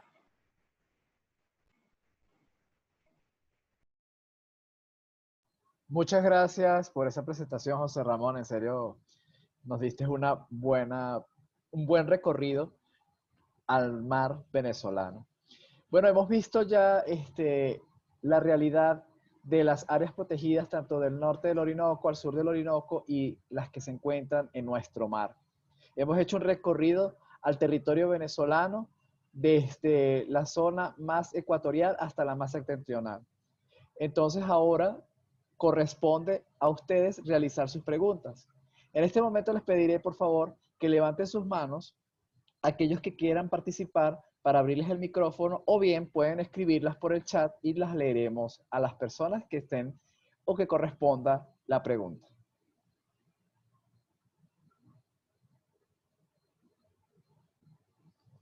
Bueno, tenemos aquí, me acaban de llegar al privado unas preguntas, las voy a realizar. Por favor, los panelistas estén atentos para responder. Del licenciado Miguel Antonio Flores, del Ministerio de Ambiente, de Ecosocialismo, pregunta para el doctor Castillo, Rodolfo Castillo. ¿Qué medidas están implementando o estarían formulando para minimizar las amenazas históricas en las áreas naturales protegidas en el marco de estos programas que se tienen? 2. ¿Qué papel ha jugado la Estrategia Nacional para la Conservación de la Diversidad Biológica entre el año 2000-2020 ante los impactos presentados en la matriz FODA, cuando dicha estrategia establece 7 de ellas que están en la línea 2? Aprovechamiento sustentable a la diversidad biológica, y la línea 3, áreas estratégicas para la conservación, donde se habla de garantizar la conservación del hábitat y los ecosistemas. Bueno, Rodolfo, el micrófono es tuyo.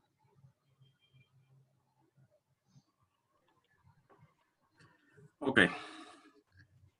Entonces, sí, importante planteamiento que formula el amigo aquí que trabaja para el ministerio.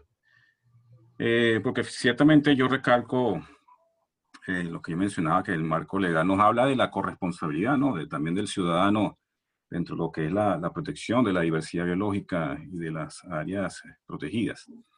Entonces, ciertamente nosotros no debemos esperar de brazos cruzados la acción del gobierno. Por supuesto que es importante por ser los organismos tutelares de la administración de las áreas protegidas, pero también nosotros podemos estar allí, enmarcarnos dentro de grandes planes, como ciertamente la Estrategia Nacional de Diversidad Biológica establece una serie de lineamientos a ejecutar en el país.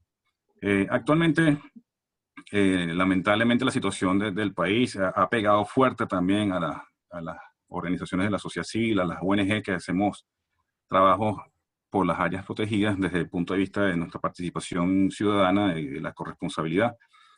Y lamentablemente está mermada actualmente nuestra labor. Sin embargo, nuestro fuerte siempre ha sido lo divulgativo, lo educativo. Yo destaco, por ejemplo, el proyecto que iniciamos en el estado Lara, la red de aliados de los parques nacionales de Terepaima y Yacambú, que sirvió como un estímulo para muchos grupos que hacen vida ordinariamente allá en el estado en torno a estos parques. Y lo que se hizo fue un trabajo de sinergia que luego ellos continuaron de una manera, digamos, por su cuenta, pues sin tener ya nuestro constante acompañamiento. Y ciertamente se ha mantenido allí un trabajo de una red de aliados. No recuerdo, ya ellos han cambiado de nombre sucesivamente, pero son una red de aliados, tal cual. Una red de aliados agrupa a diversos actores de la sociedad civil que han seguido trabajando no solo con Telespamio y Yacambú, sino en general con toda esa zona. Y repito, son agrupaciones que ya existían allí, que ya hacían vida en esa zona. Ahora, hay algo importante que ciertamente nosotros somos muy buenos planificando. Esto lo recuerdo de una frase de un profesor mío en la universidad, de que nosotros somos muy buenos planificando, pero somos muy malos ejecutando.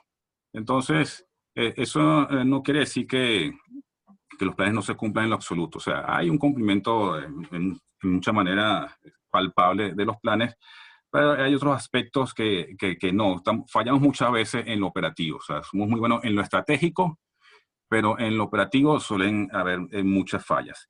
Y muchas veces porque carecemos de una visión un tanto sistémica. Entonces, quizás en algunos casos nos enfocamos en algunas iniciativas particulares que funcionan muy bien. Cuando nos vemos en los portales web, que también lo vemos evidenciar de las instituciones gubernamentales, vemos como ciertamente hay ciertas iniciativas que dan frutos, ¿no?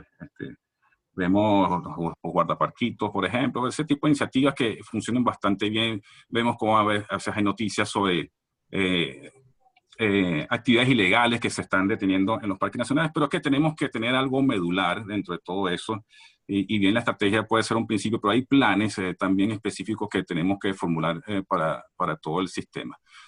Todavía tenemos una deuda con la actualización, por ejemplo, los planes de ordenamiento y reglamento de uso, que según la ley y el reglamento tiene una vigencia de 5 años para los parques nacionales. Entonces, los que existen actualmente datan de los años 90, de esa década, y no se han actualizado. Entonces, eso es parte de esas cosas que tenemos que un poco revisar, ¿no? Esa parte incluso del ciclo de planificación.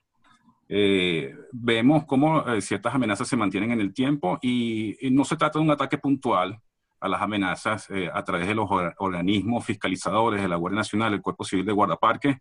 Hay que asumir una estrategia global y parte de eso es la educación. La educación, el crear conciencia en la población, eso es algo muy importante porque si bien hay cacería, tú puedes detener al cazador. Si bien hay una invasión, tú puedes detener la invasión. Pero la gente también tiene ciertas necesidades y ve las áreas protegidas como un área para satisfacer esas necesidades. Entonces necesitamos hacer un trabajo en la parte educativa como también en una parte relacionada con aspectos sociales de las necesidades de la población. Pero en el caso institucional, que tiene responsabilidad directa sobre las áreas, el aspecto educativo es algo muy importante que tenemos que manejar de una manera sistémica, pero también enfocada de acuerdo a las individualidades de cada una de las áreas protegidas. En general, eso es lo que yo puedo decir a este respecto. Muchas gracias, Rodolfo. Vilisa, te preguntan, Edgar Useche, ¿se ha determinado la capacidad de carga para el desarrollo del turismo en las áreas protegidas que tú mencionaste al sur del Orinoco?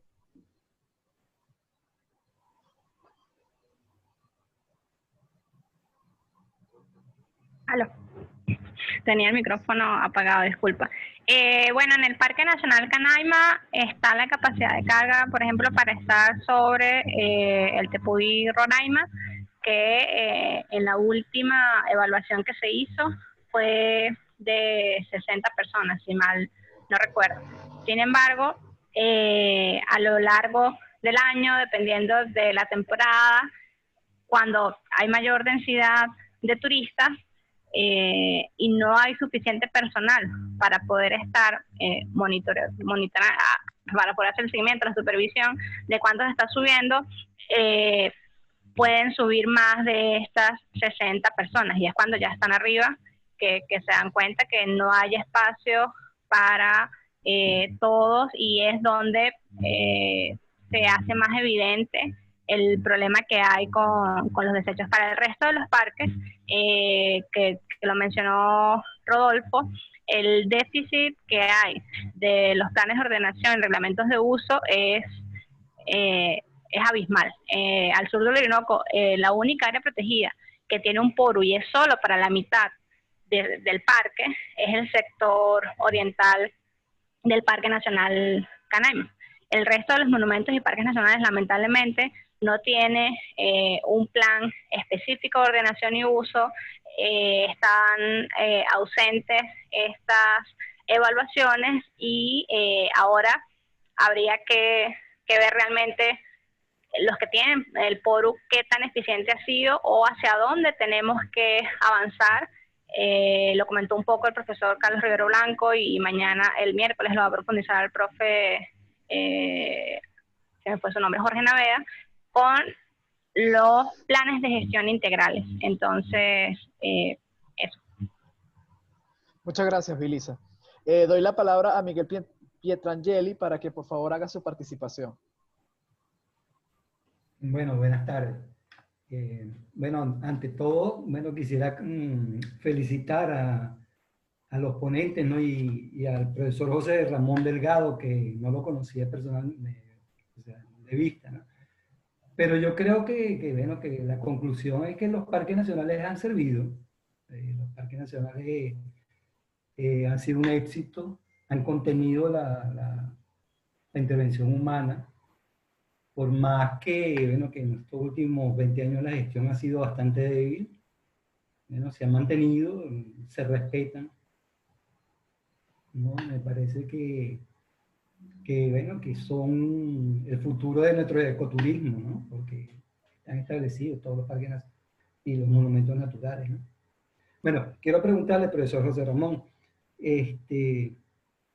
¿cómo es eso del corredor ese ecológico Islas del Caribe Sur? O sea, explíquenos un poco más eso. Los gobiernos de los países vecinos nos apoyarían, o sea, o están involucrados en ese proyecto tan hermoso. Bueno, esa es la pregunta para el profesor José Ramón. Para Vilisa tengo felicitaciones a Rodolfo también, muy buena su intervención. Para Vilisa, yo lo que quiero preguntarte, Vilisa, ¿qué hace una andina maracucha cuidando el sur de Venezuela teniendo los Andes ahí? No, mentira.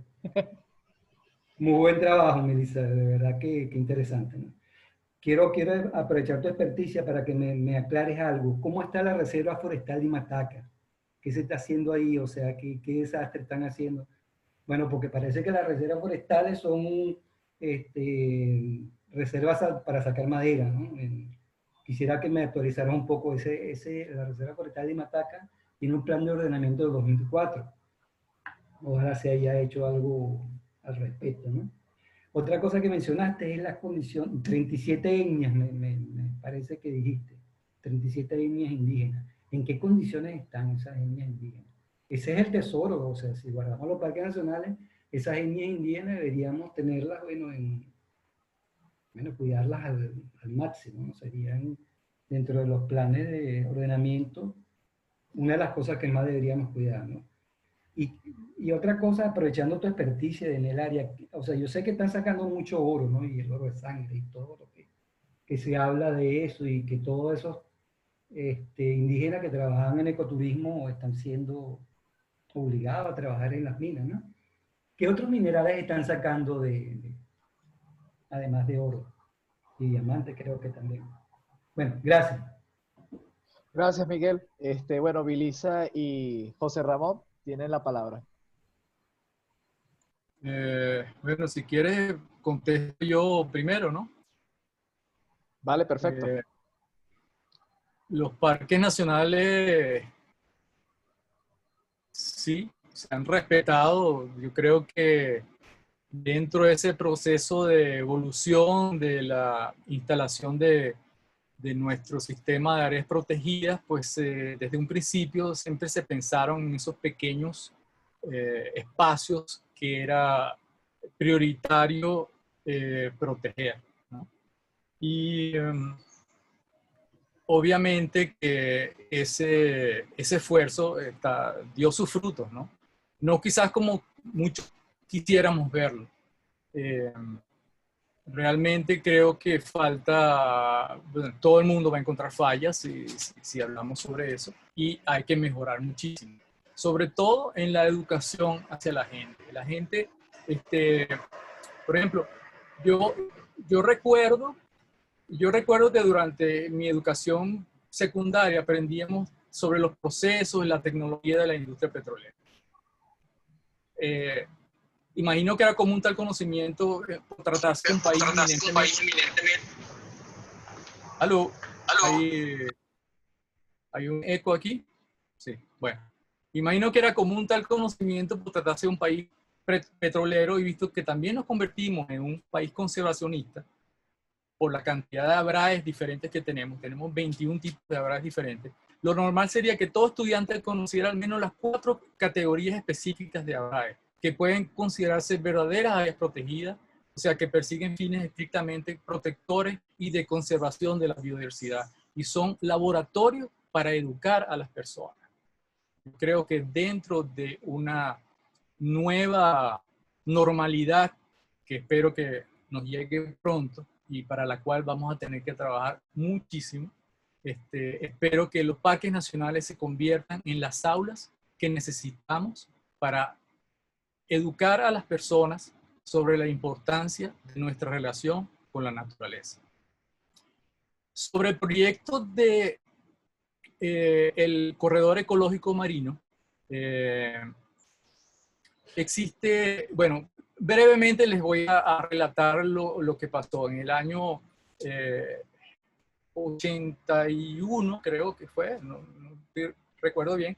La UNESCO hizo unas reuniones en Vietnam y concluyó que dentro del sistema de patrimonio mundial no estaban representadas las áreas marinas, y instaron a los países a nombrar representaciones para esa lista.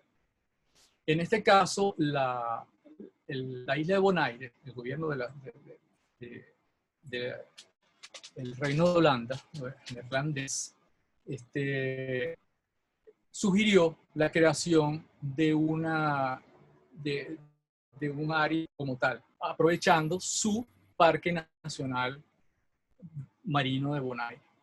Pero esto no tiene sentido si tú no proteges todo lo que te hace conexión, y eso es las islas que están, como ustedes pudieron ver en una de las imágenes, las islas del Caribe Sur, que van desde La Orchila hasta Curazao. Toda esa historia la pueden leer un poco con más detalle en la revista Explora, que en su segundo número publicó un artículo con toda la información y echa todo el cuento con imágenes. Está bien hecho ese artículo. Después les puedo pasar el link para que la lean con más detalle. Pero eso es básicamente lo que se propuso, y obviamente para establecer esa área protegida, ese corredor, se necesitaba que existiera pues propuestas en ambos países. En la época que nosotros comenzamos a estudiar y a trabajar esta propuesta, hubo varias personas que alegaron que eso influía, que eso afectaba nuestra soberanía. Y nada más errado, porque existe un tratado de delimitación, una raya en un mapa, que de este lado es de Holanda, de Neerlandia, y de este lado es de Venezuela. Así que no hay una afectación de la soberanía. La soberanía se está afectando porque si agarran botuto, que está en veda, o langostas fuera de la veda, o inclusive el pepino de mar, y lo vendes en Bonaire, en Curazao, ahí sí estás afectando a la soberanía. Entonces, para Venezuela siempre fue ese proyecto una situación de ganar-ganar, porque si imaginamos que nunca llegásemos a formar parte de la lista de patrimonio mundial, que es uno de los objetivos, Venezuela ganaría un parque nacional en el archipiélago de las aves que se lo merece, porque desde los trabajos ese archipiélago estaba contemplado para su protección. Y por otro lado, la Uchila, que muchos han dicho, no se metan con la Uchila, que es una base militar, pero bueno, el refugio de fauna de Isla de Aves ahí arriba, ¿qué es? Es un refugio de fauna. Y qué mejor que tener una base militar, un puesto ya cuidándolo. Entonces, nunca se vio ningún problema, por lo menos desde nuestro punto de vista. Esas son las proposiciones. Muchas gracias.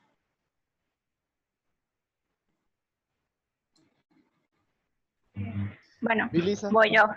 Gracias, profe Miguel. El profe me dio clase en la Universidad del Zulia mientras hice mi pregrado. Una de las razones por las que trabajo con áreas protegidas y en tierra con bosques. Bueno, profe, estoy con el sur del Orinoco creo que por casualidad, ¿no? Desde la Asociación Nacional de Ecología iniciamos en el 2016, después del decreto de la Comunidad del Orinoco, con la preocupación, reunimos a diferentes especialistas, sacamos una primera edición especial y a partir de ahí, pues quedé conectada con esta problemática y desde la sociedad lo que hemos estado haciendo es compilando, documentando y informando a la ciudadanía en pro de dar a conocer la problemática, en pro de crear una discusión y generar información de calidad para que cada persona pueda establecer un criterio propio de qué actividades se deben o no hacer al sur del Orinoco y cómo hacer las diferentes actividades. Bueno, eso por ahí. Lo que comenta Jay Mataca, pues bueno, el bloque 4, la zona 4 del Alto Minero del Orinoco, que es la más grande, ocupa todo el sur de la Reserva Forestal de Imataca, que son aproximadamente 40.000 kilómetros cuadrados. Y es en esta área en donde se han otorgado la mayor cantidad de concesiones y se han creado diferentes empresas mixtas entre el Estado venezolano, China, Rusia, Irán y diferentes países. Ahí el permiso es para la explotación de oro, de bauxita, de cobre, de caolín y de dolomita. En un informe de este Hueso Orinoco que publicaron, si no me equivoco, creo que a comienzos de este año, ellos sumaron aproximadamente 23.434 hectáreas en lo que es la cuenca del Cuyuní y es dentro de la Reserva Forestal de Imataca, que está Las Cricinas, es el polígono de mayor extensión y mayor continuidad que hay de explotación minera al sur del Orinoco. Creo que son más de 7.000 hectáreas continuas de explotación. Lo que ha ocurrido en Imataca es que desde el último decreto que hubo, se dio permiso a la explotación dentro de la reserva forestal. Entonces, por un lado tienes toda la explotación minera, más la extracción no sostenible de madera, como ha ocurrido en la mayoría de las reservas forestales, que ha sido histórico, que no ha sido un manejo, ¿no?, del bosque, sino ha sido simplemente extracción forestal. Con respecto a la situación de las comunidades indígenas, es gravísimo y es lamentable lo que está ocurriendo con la comunidad Pemón, la comunidad Yanomami, los Yecuana.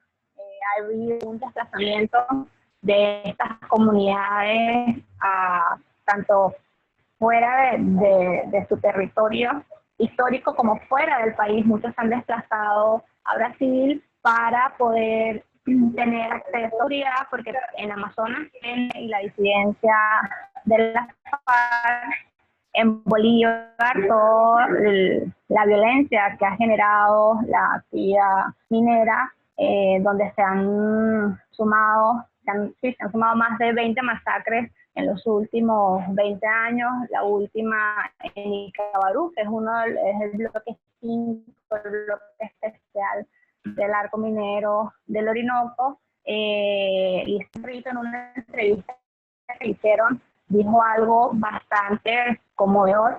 Ella dice, además de compañeros, de las minas, de la erosión de nuestra cultura, nos tenemos que preocupar en que no tenemos generación de relevo, porque los jóvenes no están aprendiendo de los viejos porque están en las minas o porque se están yendo del territorio.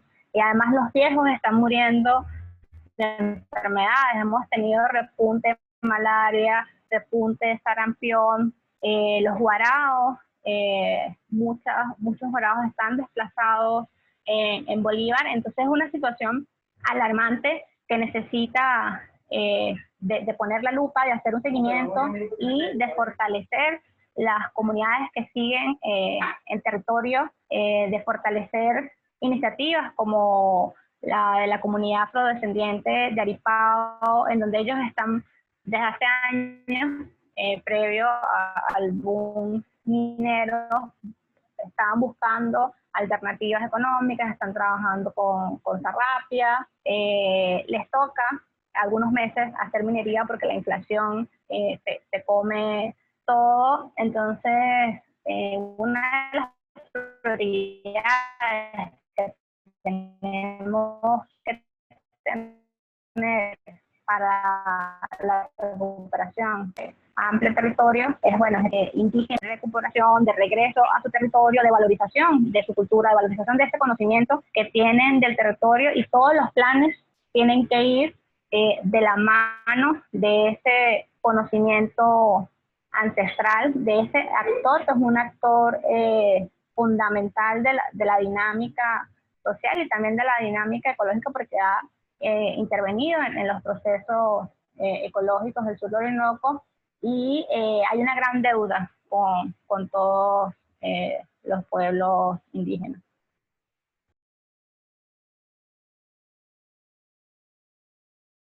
Muchas gracias, Vilisa, por tu comentario y por tu respuesta. Ahora vamos a abrir el micrófono a Edelvi para que haga su comentario.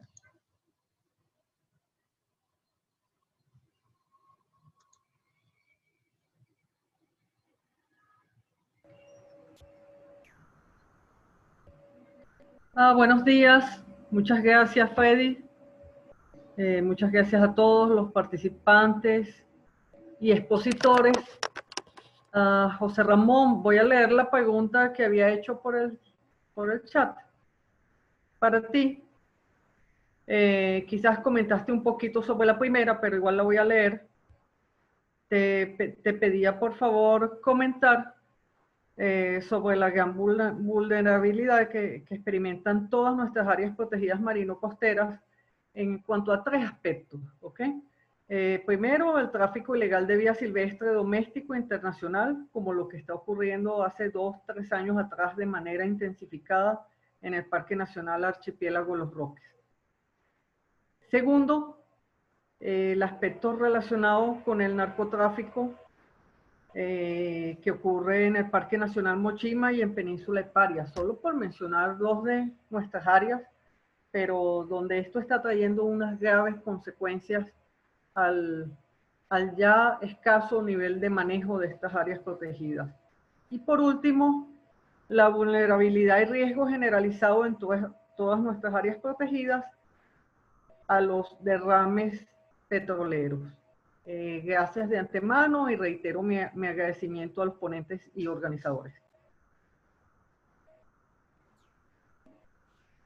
Gracias, Edelvi. Bueno, abrimos el micrófono a José Ramón, por favor. Gracias. Y gracias, Edelvi. Me pones así como que en una situación, vamos a hacer otro foro. Obviamente que es preocupante esa vulnerabilidad que estamos viendo, que están experimentando todas nuestras áreas protegidas marino-costeras, ¿no? El tráfico ilegal y narcotráfico y la vulnerabilidad ante derrames petroleros, todo eso está vinculado a una cosa, bueno, según mi opinión, algo fundamental, que es la vigilancia y control ambiental. Si no tienes un personal calificado que esté en campo, pendiente, si no tienes científicos que estén haciendo seguimiento, departamentos técnicos que estén encima de las situaciones de las áreas protegidas, pues es muy difícil disminuir esa vulnerabilidad, esa situación de riesgo. Ante el tráfico ilegal de vida silvestre que tenemos, mencionas ahí las tortugas marinas como ejemplo del Parque Nacional Los Roques. Bueno, ahorita estamos viviendo una situación bastante difícil. No sé, no tengo información de cuántas lanchas tienen los guardaparques y si están pudiendo ejercer su labor, no solamente en Los Roques, en cualquiera de los parques nacionales marinos que tenemos, ¿no? Y eso me lleva a hacer un comentario. O sea, Venezuela no tiene una identidad marítima. Somos un país caribeño, pero nosotros tenemos que desarrollar esa capacidad caribeña que tenemos. Es intrínseca porque tenemos, gracias al refugio de fauna de Isla de Aves, nosotros tenemos soberanía sobre una parte importante del Mar Caribe. Y eso hay que ejercerlo. Y como dije antes en la presentación, la soberanía no es solamente una presencia militar, es una presencia científica, es proteger áreas y es vigilarlas, es estar pendiente, hacer presencia, hacer turismo. Yo fui durante casi 30 años funcionario de la Cancillería, ejerciendo funciones técnicas, funciones diplomáticas, y siempre sostuve, por ejemplo, en el caso de Isla de Aves, que nosotros debemos fomentar turismo, un turismo, porque ese es un lugar nuestro. O sea, no solamente llevar, puede ser un turismo científico, inclusive llevar a gente de las islas cercanas a hacer turismo ahí, ¿sabes? Eso es soberanía, eso es ejercer soberanía. Y obviamente para eso tú necesitas navegar, y Venezuela no se navega por una serie de razones y por circunstanciales. Si nosotros no navegamos ese mar, como decía aquella canción, ese mar es meo porque lo navego. El caso, por ejemplo, del narcotráfico en el Parque Nacional Mochima, Península de Paria, la piratería que se ha mencionado, es porque ahí no hay presencia. Ni la presencia de autoridades es insuficiente y obviamente tampoco hay una presencia de venezolanos. Nosotros tenemos que desarrollar la navegación costera, la navegación comercial y la navegación deportiva. Nuestros chamos tienen que aprender a navegar en velero, ¿sabe? A aprender las artes marineras, a desarrollar y a querer ese mar que tanto decimos que es nuestro. En cuanto al riesgo de las áreas costeras por los derrames petroleros, yo creo que lo interesante ahí es que Venezuela tiene una tradición petrolera de más de un siglo. Nuestro país está ubicado entre los grandes, o estaba, no sé ahora en qué estado estamos, pero los grandes productores de petróleo. Y siendo que desde el año 86 existe un Plan Nacional de Contingencia que siempre fue aplicado con éxito en varias oportunidades, los incidentes últimos que están ocurriendo no deberían tomarnos de prevenido. Yo creo que habría que hacer una reunión de estas parecidas, invitar a PDVSA, invitar a Linea, invitar a los otros organismos que tienen responsabilidad técnica sobre el manejo de la industria petrolera y que expliquen, bueno, ¿por qué no está funcionando eso? No está funcionando porque estamos poniendo en riesgo no solamente las áreas protegidas, sino áreas que son turísticas. Nosotros tenemos que estar conscientes que el potencial turístico de nuestras áreas protegidas es un valor agregado a la actividad económica. Y no podemos darnos el lujo de colocar en peligro su valor ecológico, que sustenta precisamente esa actividad turística. Además de todas las comunidades locales que se benefician de la pesca, los servicios, y no podemos tratarlos así como una mera commodity, ¿no? Yo creo que Venezuela no le queda otra sino que transformarse en un país marítimo. Tenemos naciones pequeñas, vecinas, que están bastante adelantadas, se han desarrollado. Por ejemplo, a mí me invitaron a dar un curso sobre manejo integrado de zonas costeras en Colombia en el 2004.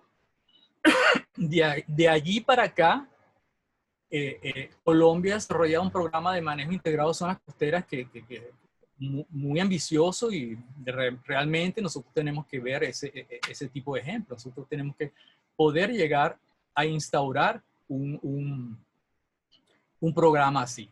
Y aprovecho para contestar una pregunta que vi aquí en el chat antes que la haga, ¿no? Que dice, Miguel Antonio Flores preguntó que de llegar a ser aprobado el plan de ordenamiento de gestión integrada de zonas costeras, estaríamos en presencia de la creación de una institución con personal capacitado para el manejo, o le asignaríamos competencia a las gobernaciones o INPAR. Bueno, en realidad, ojalá que se pudiera crear una institución con personal capacitado para el mar, ¿no? Hay países como Portugal, Francia, que tienen ministros del mar, ministerios del mar. En el caso de Portugal, el ministro del mar es un oceanógrafo. No me estoy lanzando para ninguna candidatura todavía, pero eso es una buena señal. Eso es una buena señal. La ley de zonas costeras establece que es el Ministerio del Ambiente el que coordina la actuación de todas las demás, todos los demás organismos. Sin embargo, ya el ministerio ya no existe, la ley hay que adecuarla, y obviamente hay mucho trabajo que hacer en el futuro. Muchas gracias. Muchas gracias, José Ramón. Voy a leer algunos comentarios que están en el chat para no dejarlos como que no se leyeron, y que suman a lo que fue el conversatorio de hoy. Entre estos está el de Mirza Hernández, que ella dice que entre el año 2015 y 2016 Imparque realizó un estudio de capacidad de carga para el Tepuy Roraima. ¿Qué otra cosa por aquí? El de Orlando Cabrera, que dice, el diagnóstico está más que claro, tristemente con las instituciones con competencia en materia ambiental desmanteladas, desarticuladas y sin capacidad operativa y ejecutiva real para implementar medidas concretas, el escenario futuro en el país no tendrá luces de acierto hasta tanto no haya un cambio de gobierno. Y hay una pregunta para Vilisa de Miguel Antonio, que dice, en su presentación nos habla de que no hay articulación con las instituciones públicas y privadas. Estaríamos hablando de la creación de un sistema que establezca la conexión para la alerta roja y verde en el uso y el aprovechamiento de los recursos naturales en las áreas naturales protegidas del sur del Orinoco.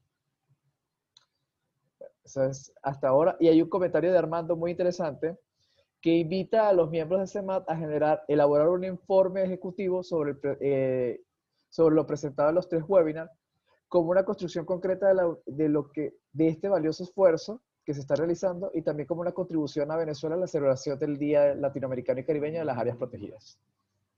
Vilisa, puedes contestar, por favor. Vale, lo último del comentario es lista roja y lista verde, porque ahí no te entendí, tuve como una interferencia.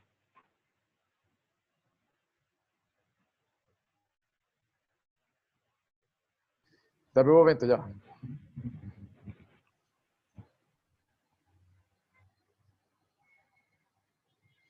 Ajá, estaríamos hablando de la creación de un sistema que establezca la conexión para las alertas roja y verde en el uso y aprovechamiento de los recursos naturales de las áreas naturales protegidas al sur del Orinoco.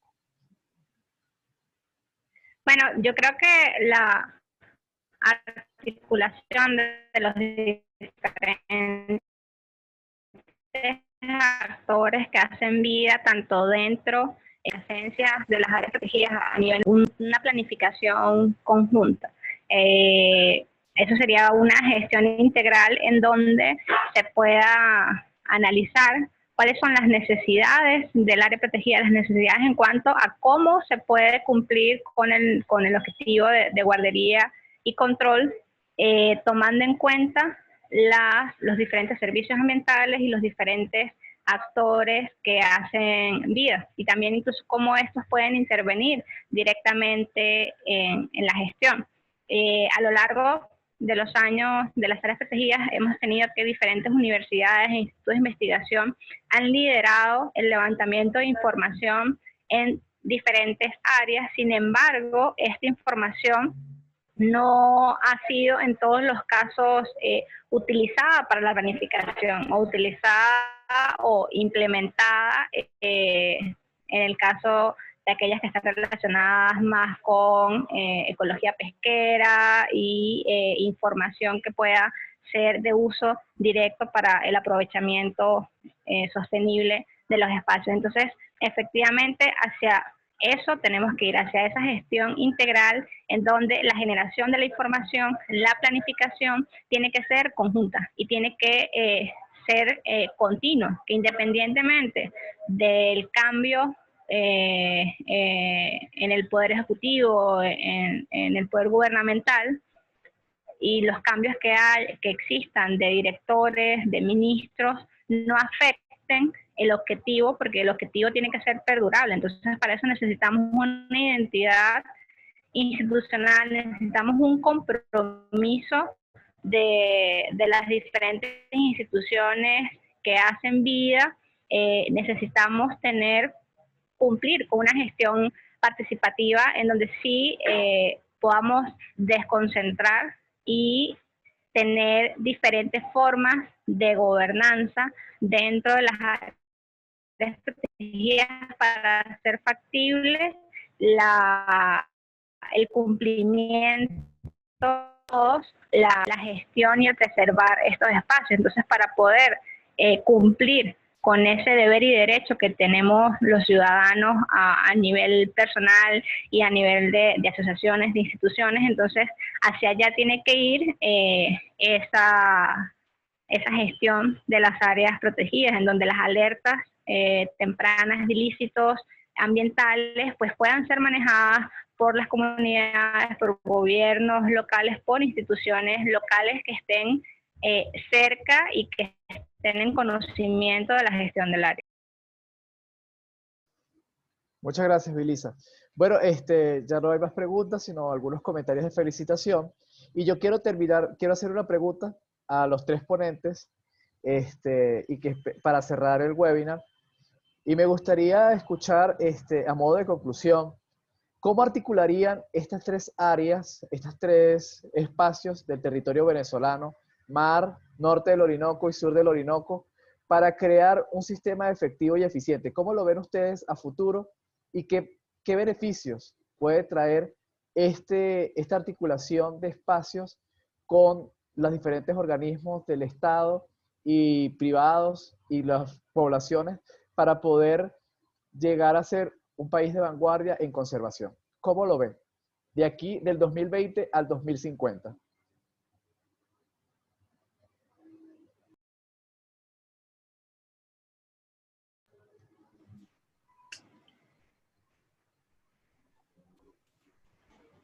Aló, Fred. Aló. Bueno, por favor, Rodolfo. Sí, dale. Ok, bueno. Gracias, José. Bueno, fíjense, yo mencionaba algo en las conclusiones. ¿Cómo articularían tres áreas? Es que tenemos justamente que tener en consideración que las áreas protegidas tienen dos grandes niveles de planificación.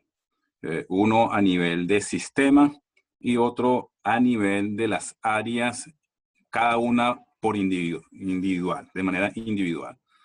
Entonces, de manera individual, entonces cada una debe contar. La legislación actual contempla hasta ahora lo que es el plan de ordenamiento y reglamento de uso, pero el instrumento idóneo que, digamos, se recomienda a nivel internacional, incluso la UICN así lo recomienda, que debe ser el plan de manejo, donde el ordenamiento debe ser uno de los componentes de ese plan de manejo. Pero ciertamente, incluso Fred, tú hablas de un plazo, incluso 2020, 2050, y es que cuando hablamos de planificación estratégica, que ese es el punto que yo mencionaba en las conclusiones de la ponencia, ese plan estratégico tiene que tener tal cual esa visión de sistema. Quizás para efectos ahorita de este webinar y de un diagnóstico, estamos dividiendo por grandes zonas geográficas del país. Y ciertamente hay realidades que hay en una que no vamos a observar en las otras. Pero justamente el plan estratégico tiene que ver ampliamente eso y tiene que, digamos, tener una gran consideración en cuanto también a actores que participen en su elaboración, no solamente actores institucionales, sino también otros actores de la sociedad civil. Debe tener una amplia consulta. Y eso lo establece la legislación, por lo menos a nivel de la Ley Orgánica para la Ordenación del Territorio, que los planes de ordenación territorial deben tener una consulta pública.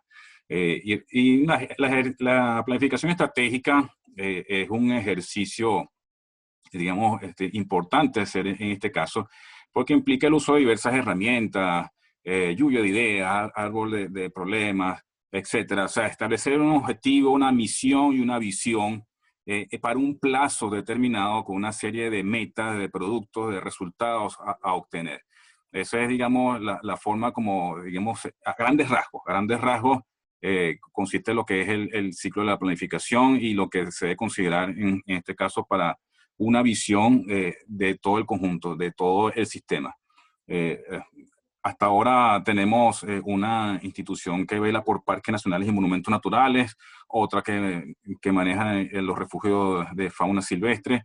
Entonces, que a pesar de que todo es parte de lo que antiguamente era el Ministerio del Ambiente, cada uno tiene su, digamos, su autonomía y radio de acción, pero no podemos ver este trabajo como parcelas, como parcelas donde cada actor tiene una parcela determinada.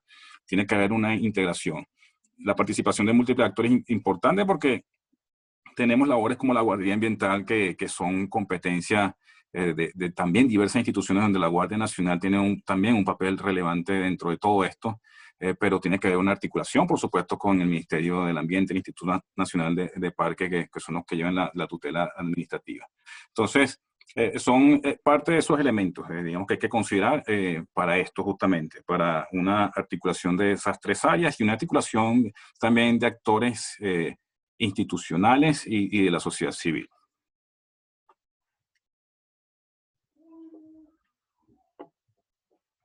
Ahora sí, José Ramón, adelante. Ok, gracias.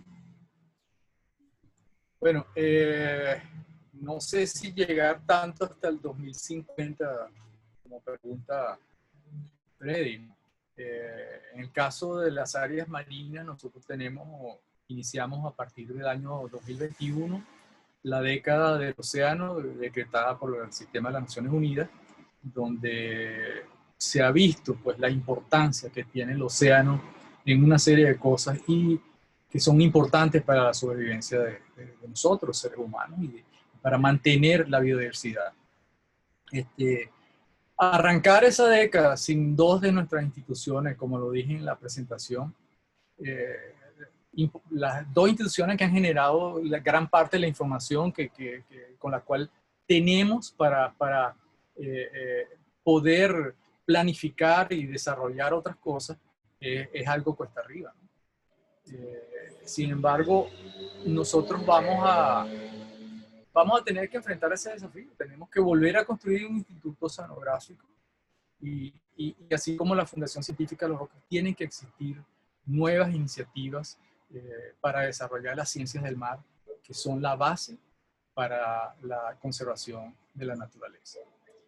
Por otro lado, obviamente que las instituciones encargadas de la vigilancia y control tienen que ser reforzadas, ser rediseñadas, tienen que ser equipadas, capacitadas, y eso es un estímulo que tiene que ser realizado. Por otro lado, las áreas protegidas, no solamente las áreas marinas, todas las áreas protegidas tienen que ser aprovechadas como laboratorios de educación. Ya se hizo mucho trabajo en educación ambiental, pero pareciera que nunca se llegó a aplicar. Entonces, como en la escuela, pues si tú no aprendes algo, necesariamente tienes que repetir el año, tienes que repetir el curso. Y así nos está pasando en muchas otras cosas. Hay que aprovechar los parques nacionales, las áreas protegidas, como laboratorios de educación para nuestros niños y nuestros jóvenes. Ya nosotros estamos así como que saliendo. Muchas gracias.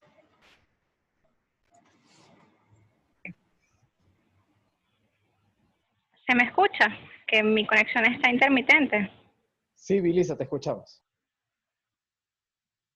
Bueno, rápidamente, toda la actualización de legislación, la reestructuración que necesitamos de INPARQUES y la refundación que tenemos que realizar del Ministerio de Ambiente tiene que ir a la par de la recuperación de la investigación, de la recuperación de todas las colecciones y herbarios a nivel nacional, en donde están, ellos son el resguardo de toda la información sobre diversidad biológica, que es lo que están protegiendo nuestros parques. Entonces, para poder tener esa identidad y planificación a nivel de sistema, pues tenemos que conocer lo que hay ahí, y para ello la academia y la investigación son de vital importancia, pues van a generar la información necesaria para que los diferentes actores involucrados pues puedan tener a la mano lo que se necesita para la planificación, para el manejo sostenible de los espacios y lo que se va a llevar a estas aulas abiertas hermosas de las que habla el señor José Ramón. Esa identidad cultural que necesitamos de las áreas protegidas va a ir de la mano de toda esta recuperación, y también de la mano de una visión diferente que tenemos que tener los venezolanos, de salir de ese modelo extractivista a un modelo verdadero de desarrollo sostenible, de consumo, de un consumo inteligente que va a ir de la mano de nuestras áreas naturales, y esa debe ser la única forma en la que avancemos, ¿no? En ese aprovechamiento sostenible, en una identidad nacional, en donde valoremos nuestra riqueza natural, nuestra riqueza cultural, y en donde asumamos la responsabilidad como ciudadanos de presionar estos procesos para que entonces exista una voluntad política que dé respuesta a estas necesidades ciudadanas. Muchas gracias a los tres ponentes, los felicitamos por sus presentaciones, tanto a Ramón, a José Ramón, a Rodolfo y a Vilisa, agradecidos por tan excelente presentación. Y bueno, invitados y agradecidos también a todas aquellas personas que participaron como asistentes, porque bueno, es un tiempo que se tiene que invertir para estar en esta actividad. También les invitamos a participar en el próximo webinar, que será el miércoles 21 a las 10 de la mañana. Seguiremos hablando con Jorge Naveda y con mi persona, Freddy Parada, que estaremos en el próximo webinar. Y bueno, sigamos celebrando las áreas protegidas. No solamente diciendo que estamos de fiesta, sino también educando y llevando el mensaje de que existen áreas protegidas que dan recursos y que apoyan y ofrecen servicios ambientales para poder seguir subsistiendo y viviendo en este país. Gracias a todos y bueno, que tengan un buen provecho y feliz día. Que tengan feliz inicio de semana. Hasta luego.